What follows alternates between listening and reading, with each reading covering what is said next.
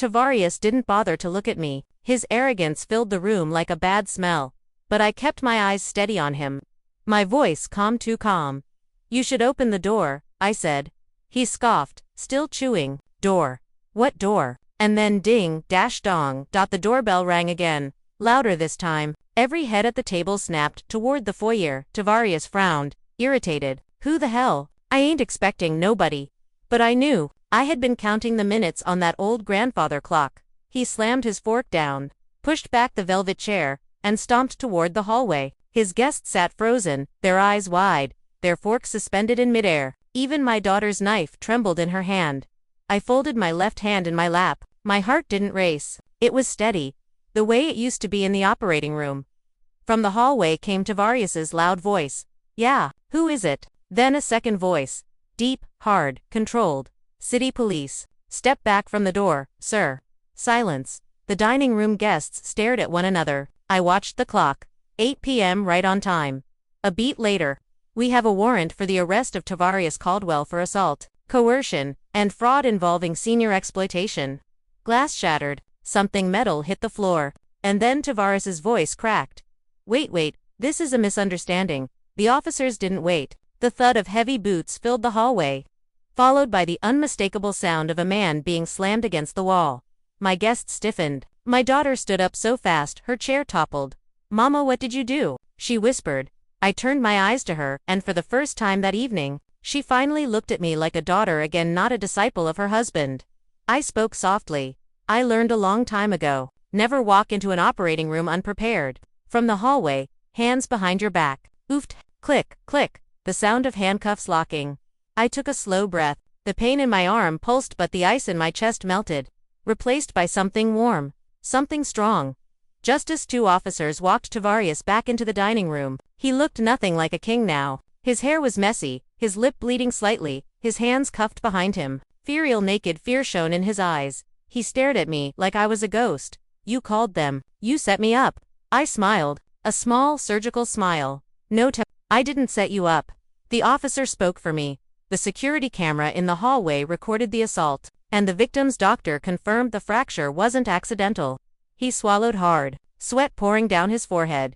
One of the officers gestured toward me with respect. "Ma'am, we'll need a statement later tonight, but for Noir, you safe?" I nodded once. "Yes, officer. I am now." They dragged Tavarius out. He screamed, begged, cursed, threatened, but the door closed behind him, swallowing his voice.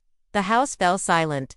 The duck still smelled of apples. The clock ticked on, and for the first time in 24 hours, I felt hungry again. Marcus, the young man in glasses, slowly stood up. He walked to the platter of duck, picked up the carving fork, and looked at me nervously.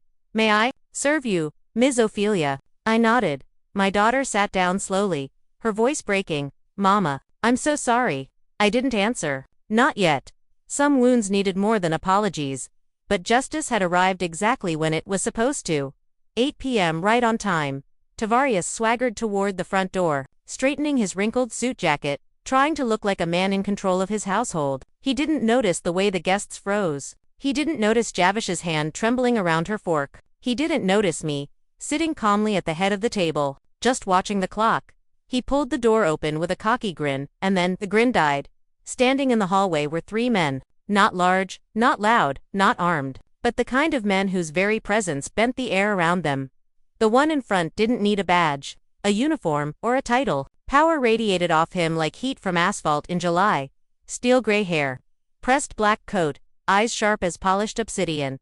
Tavarius swallowed. His voice shrank to a whisper. "See, can I help you?" The man in the coat raised one eyebrow. The movement small but enough to make Tavarius stumble back. "We're here for Ms. Ophelia," he said calmly. "Step aside." No yelling, no threats, no explanations, just pure authority. Tavarius opened his mouth, searching for some smart remark. But the words clogged in his throat like wet cement. I don't think, you don't need to," the man said. He stepped forward, and with nothing but a look, Tavarius moved aside instinctively, like prey making room for the predator. The men walked past him without acknowledgement, entering the dining room with quiet precision. The guests stiffened. Javisha gasped. Even the air stopped moving. The leader approached me and gave a short, respectful nod. "Ms. Ophelia," he said, We came as soon as you called. I nodded back, the motion small but enough to reclaim the oxygen in the room. Thank you, I replied. Tavarius finally found his voice, shaky and cracking.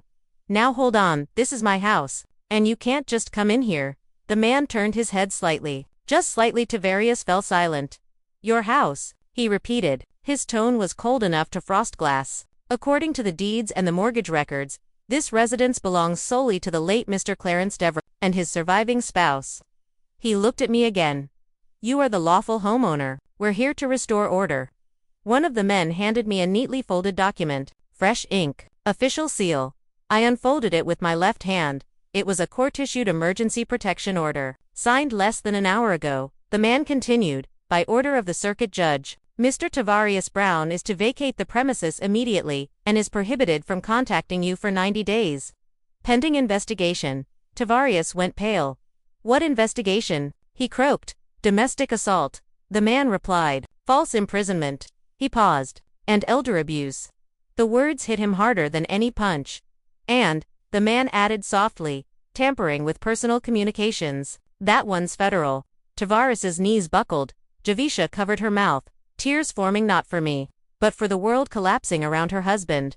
Slowly, deliberately, I pushed my chair back. The pain in my arm flared, but my spine was straighter than it had been in years. Tavarius, I said, my voice calm as still water, your minute is up. The leader nodded to his men. Remove him.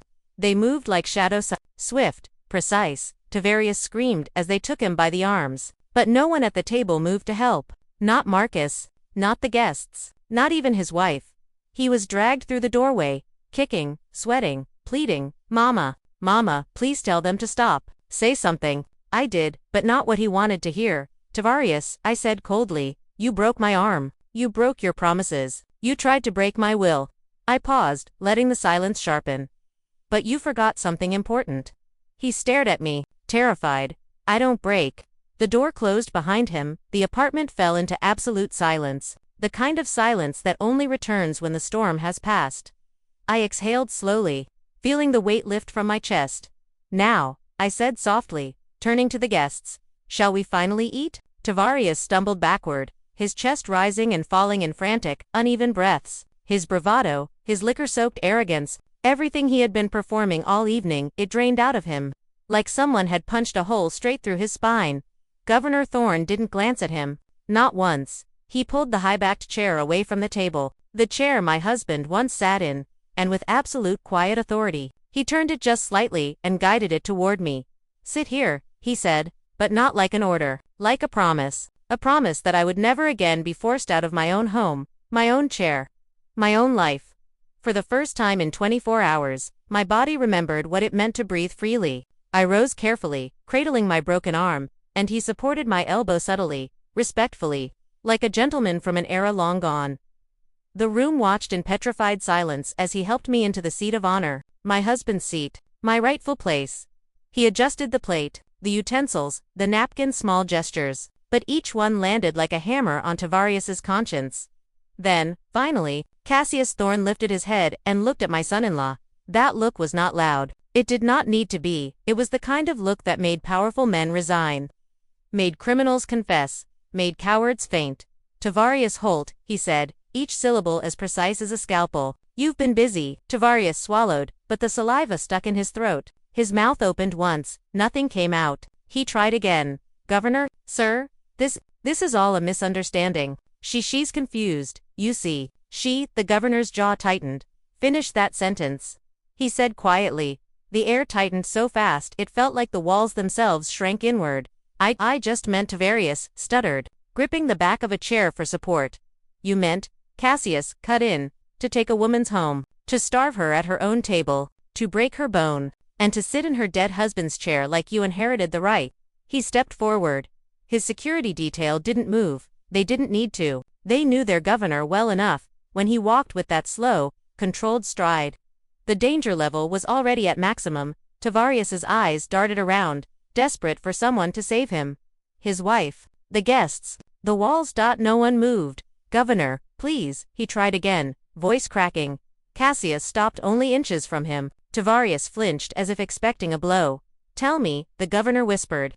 Which part of the law gives you the authority to terrorize a woman in her own home? I wasn't. Do you know what I see? Cassius continued, voice low, steady, devastating. I see a parasite who thought his position made him untouchable. Tavarius's knees buckled. He caught himself on the table's edge. The crystal rattled violently. Cassius leaned closer.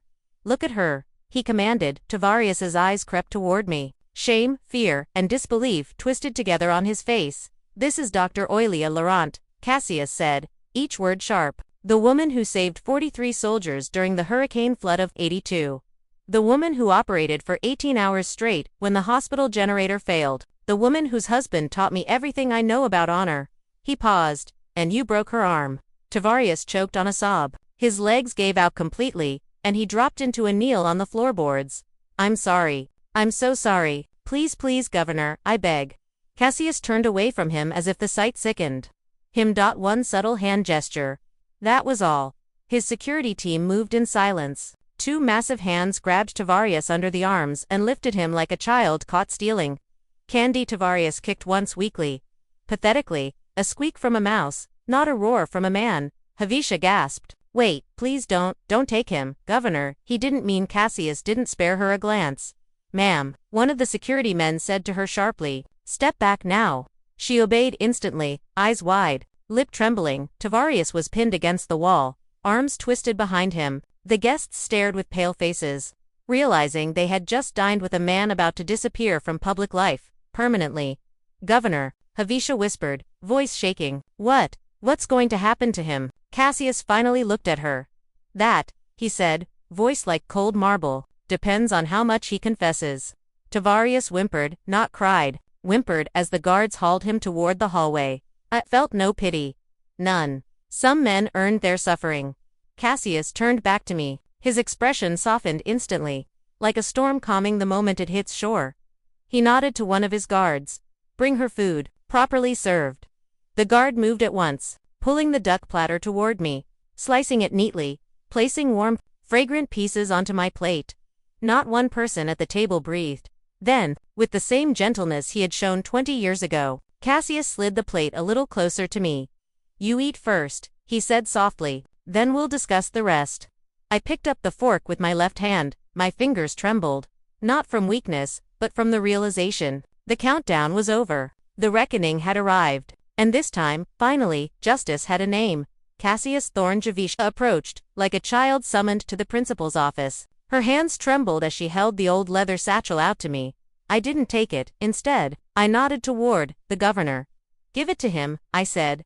Cassius extended one large hand. Javisha placed the bag into his palm as if she were placing a live grenade.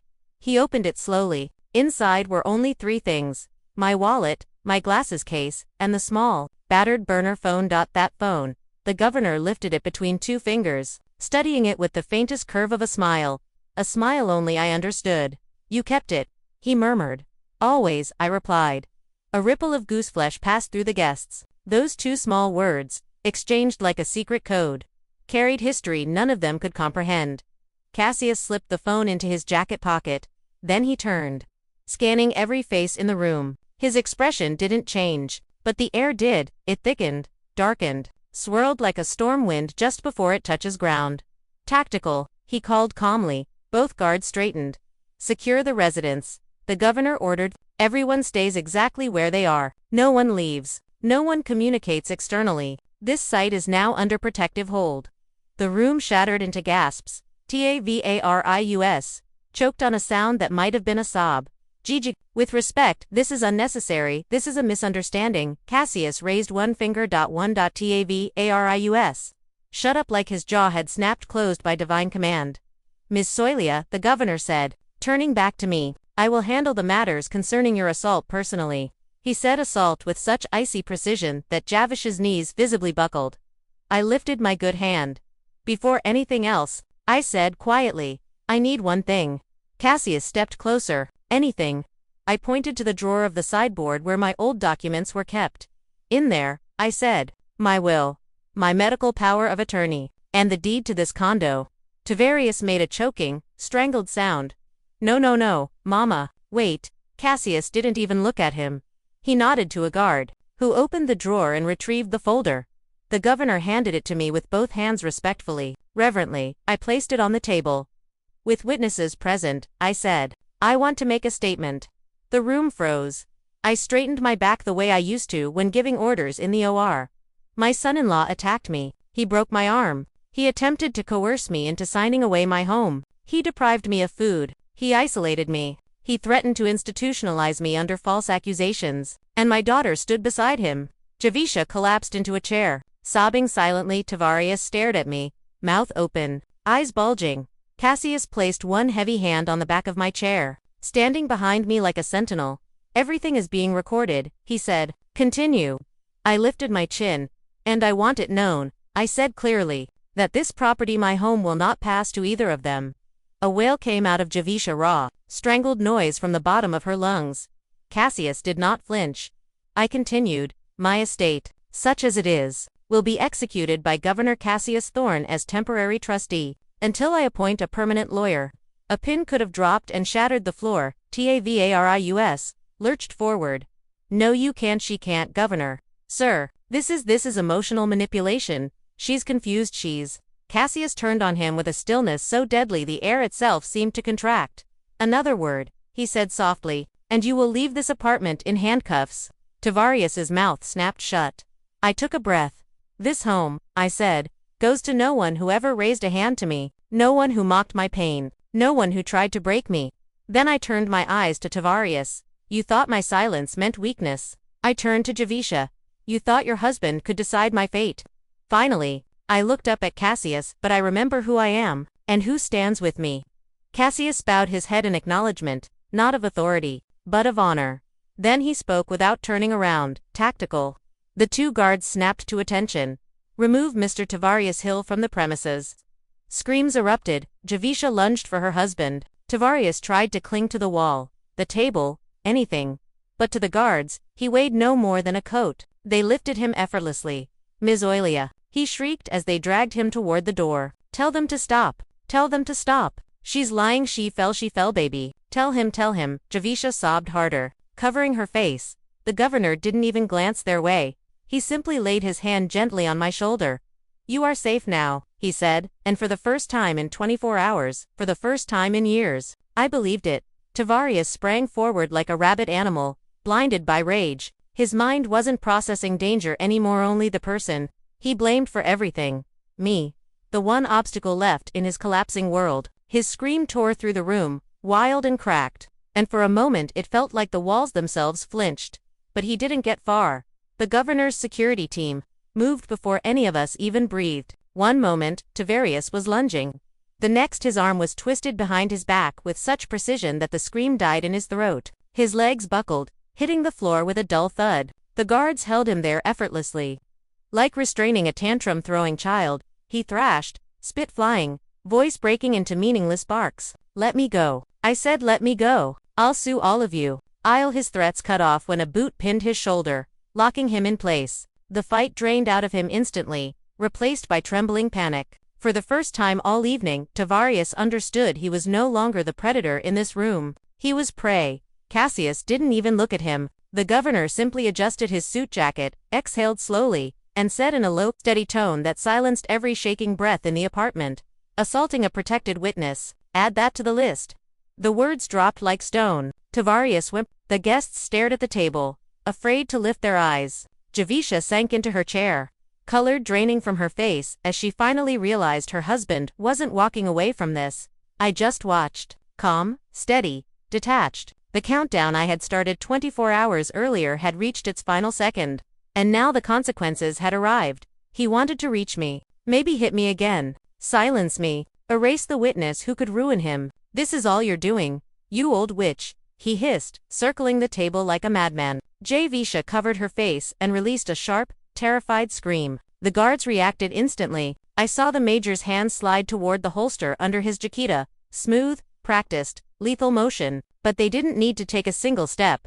Cassius Thorne simply got to his feet. He didn't shout, didn't lunge, didn't tense. He just rose to his full commanding height, shoulders squared beneath his gray wool suit. He placed himself between me and the raging Tavarius, becoming a wall nothing could move. A wave of cold, Crushing authority rolled off him, thickening the air around us. TVARIUS slammed into that invisible wall and jerked back as if he'd collided with stone. He froze just short of the governor, breathing hard, fists trembling, but not daring to swing. Cassius looked down at him with the quiet, merciless calm of an executioner waiting for the signal. Sit, Cassius said. It wasn't a suggestion, it was a command. Deliver. Disobedient animal. TVARIUS began shaking. Whatever bravado he had shattered against Cassius's unshakable composure, he stumbled backward, caught the leg of a chair, and dropped to the floor with a thud, gripping the tablecloth as if it could save him. Silence swallowed the room. Only his ragged breathing and Javish's sobs broke the stillness. I steadied my breath. My heartbeat slowed. The danger of physical harm was gone. Now it was time for another kind of blotha truth. Your house? I asked. My voice was quiet, but in that silence it sounded like thunder. TVARIUS lifted his bloodshot eyes toward me. Yeah, he croaked, clinging to his delusion. Mine, by law. Javisha is the heir. Once you're gone, it's ours. I already spoke to the agents. I need the money. I didn't look at him. I turned to the governor. Cassius, hand me the red folder. The one I requested from the archives. Cassius nodded. His aide stepped forward without a single question and placed a thin cardboard file bearing the city seal into his hand. He set it before me beside my empty glass. I opened it with my left hand. Inside was a single document watermarked, aged 10 years, yet stronger than steel. Tavris, I said, rotating it so he could read the header. You broke my arm, demanding I sign a deed. You threatened me, ridiculed me, starved me, all to take this apartment. You screamed you'd sell it to pay your debts. I allowed the words to sink in.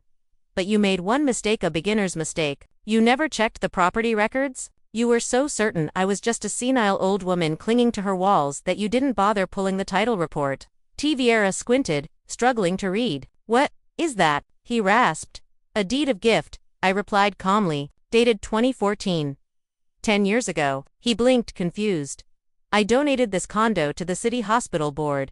I continued, in memory of my husband. And my career. The only clause is the right of lifetime residency granted to Ms. Oilia Vance. Javisha stopped crying. She lifted her head, stunned. Mama, you gave the condo to the hospital. Yes, I said, my gaze never leaving Tavarius's paling face. This apartment is not mine, not yours, not hers, and certainly never yours. I watched as understanding destroyed him. Not only had he committed a crime, he had done it for nothing. You beat me for a piece of paper worth nothing.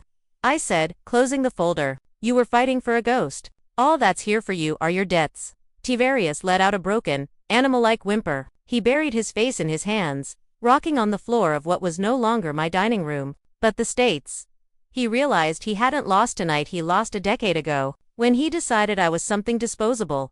A guttural moan escaped him, something inhuman, like a steel cable snapping. His eyes locked onto the red folder as if it burned. His world built on greed and the belief that the weak could be mistreated without consequence collapsed into dust. Suddenly he moved, but not to attack. The arrogance was gone. The swagger was gone. Only raw, pathetic fear remained. He slid closer on his hands and knees, becoming nothing more than a heap of expensive clothing soaked with sweat. He crawled toward me, clutching the legs of my chair. His fingers left wet streaks on the wood. He tried to kiss the hem of my dress, but I pulled my feet away, revolted. Mama, he sobbed, tears and snot streaking his face. Forgive me, please. I didn't know. I didn't know. It's the stress. My job. You know how dangerous it is. He lifted terrified eyes to mine. They'll kill me, Mama, he whispered. The people I owe. If I don't pay tomorrow, they'll cut me to pieces. I thought, I hoped. Mama, save me. Ask Governor Thorne to give me time. Please, I'll work it off. I'll do anything. It was nauseating. The same man who mocked me, hurt me, starved me, now groveling, ready to lick the floor if it meant saving his skin. I stared at the greasy top of his head, his thinning hair plastered with sweat. I felt only disgust.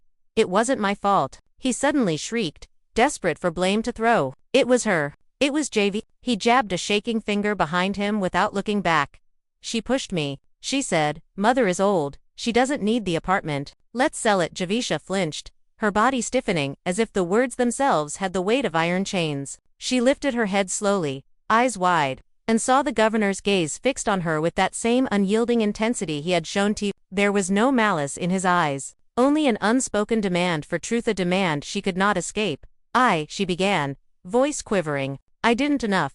Governor Thorne's voice cut through the trembling syllables like a scalpel. No more lies, Javisha. No excuses, no blame, no deflection. Speak clearly. What have you done? Her lips parted, then closed again. She swallowed hard, the taste of fear sharp on her tongue. The room seemed to shrink around her, the chandeliers casting fractured light across her tear-streaked face. The silence pressed down like a physical weight.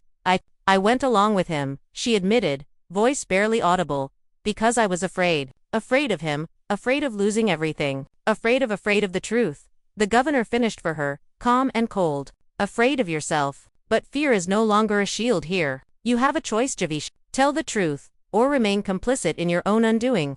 She gasped, the reality of her predicament sinking in. Every rationalization, every small lie, every attempt to protect herself or her husband, lay exposed. She was vulnerable now, alone, and for the first time fully accountable.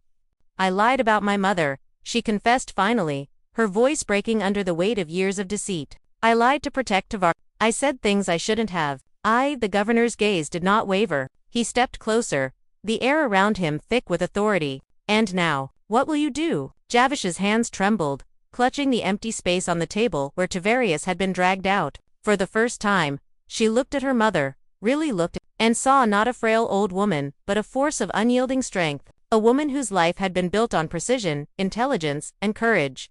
I will tell the truth, she whispered, barely audible. I will make it right. Governor Thorne inclined his head slightly, just enough to acknowledge her words. It wasn't praise, it was recognition. The kind that only comes when someone finally stands up in the face of years of fear. Good, he said simply. Then we begin. The apartment, once a stage for deception and tyranny, was now a courtroom of clarity. The ticking clock, the scattered silverware, the broken chairs all bore witness to the reckoning that had finally arrived, and Javisha, shaken and humbled, understood that salvation was never given. It was seized, and she was finally ready to reach for it. My daughter flinched. She stayed on the floor, hugging her knees, staring at the spot where her comfortable life built on lies and my patience had collapsed.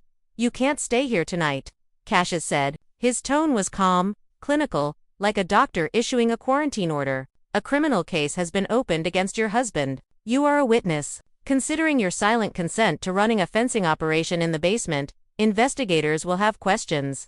Javisha lifted her eyes. Gone was the arrogance. The fake concernedly emptiness remained. Where do I go? She whispered, fragile as a child. Pack your things, Cassius said without looking at her. My driver will take you to a hotel. You are forbidden from approaching Ms. Oilia while the investigation is ongoing. Javisha didn't argue. She didn't plead. Slowly, painfully, she straightened her stiff legs and stumbled to her room. 10 minutes later, she returned with a small gym bag. Paused in the doorway, lips trembling, wanting to speak goodbye, excuse, or blame, but stayed silent. I stayed silent too. Sometimes, the incision must remain open for the wound to heal. The front door clicked shut. The apartment felt different. The oppressive, sticky silence of years was gone. It was replaced by a clean, cool quiet, like in an operating room after a long, successful surgery. Life was saved. The worst was over. Cassius's aides cleared the table, washing away the remnants of the night's chaos, the dirty plates, spilled wine, and the scent of cheap cologne. Windows opened, letting in fresh air. Finally, it was just us. The boy I had once saved, now a man carrying the weight of the state, and me. At the table, only 2 cups of steaming tea and a saucer with a single slice of red velvet cake remained, a small monument. Thick cream cheese, frosting gleaming under the chandelier. Next to it lay a silver dessert fork. Just one thing, Cassius, I said. A genuine smile breaking through for the first time that night. The governor tensed. The fork, he asked, confused. Yes. Slide it over. He did, carefully, as if it were a priceless artifact. I looked at my right arm. Encased in plaster, useless from Tavarius's abuse. Slowly, deliberately, I picked up the fork with my left hand. Trembling at first, it obeyed. I broke a piece of cake, lifted it, and tasted it. Sweet, rich, warm. And for the first time in years, I felt alive in my own home, at my own table, free from fear. I am not helpless, Cassius, I said, swallowing. I am a surgeon. I was just waiting for the necessity of the operation to mature. I set the fork down and gazed out at the city lights burning in the dark night. Sometimes, to survive, the organism must amputate the infected part, even if it hurts, even if it's family. I had waited for the right assistant to cut out the rot. Cassius placed his hand over mine. We drank tea in silence, the ticking clock marking the time of my new, free life. My dear listeners, this brings us to the end of Oilia Vance's story, a story of endurance, of dignity, and the terrible retribution that follows when patience overflows. Some may say, serves them right. Others may ask, was it too harsh? It was her daughter, her own flesh and blood.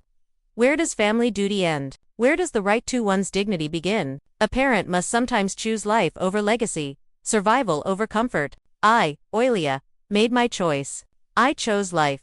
Did you like the story? From which city are you listening? Share your thoughts in the comments. And if you enjoyed this story, your support helps me bring more tales of resilience and triumph.